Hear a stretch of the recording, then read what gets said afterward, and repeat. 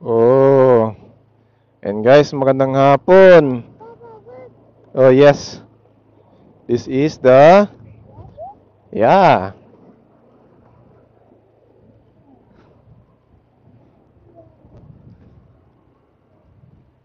Ito yung pantalan ng Ibahay, guys.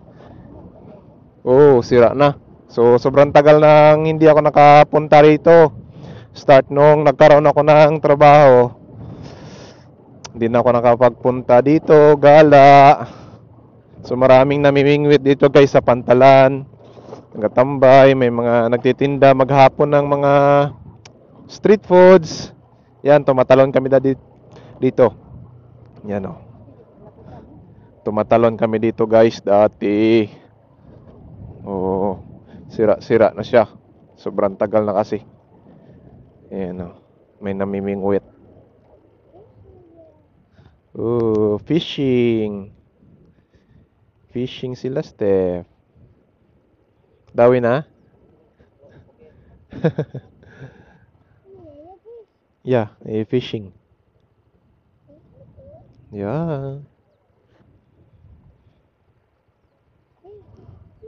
Oh, let's go home na.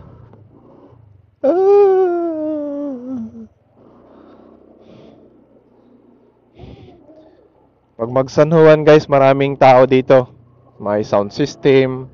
Tapos yan, hanggang doon, maraming tao naliligo.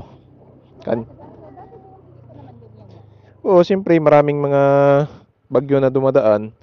Kaya nasira na. Oo, kasi malakas yung alon. Tapos sa ilalim may natanggal na yung buhangin.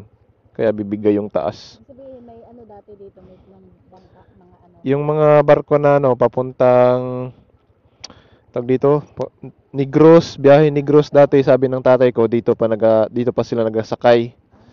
Yan. Wala na kasi mababaw. Mababaw na siya. At ito, sira-sira na siyempre. Tsaka kasi, may mga magandang port talagang ginagamit siguro, like Katiklan, 'di ba? Nandoon na yung pinaka main. Oo. So dito wala na. Diba dati mahigyan man ganito kabay sa ano, may kinapay. Oo, nabas. Nagiging pasyalan na lang siya, guys.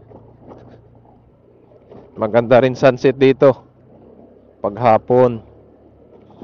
Kumain ng mga street foods, tambay, tapos maligo, yan oh. Oh.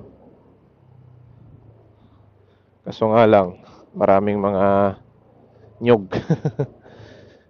Hindi maiwasan na magkaroon ng basura kasi nakadugtong yung ilog sa dagat. Yan, balik na kami ng Malay. Bye-bye!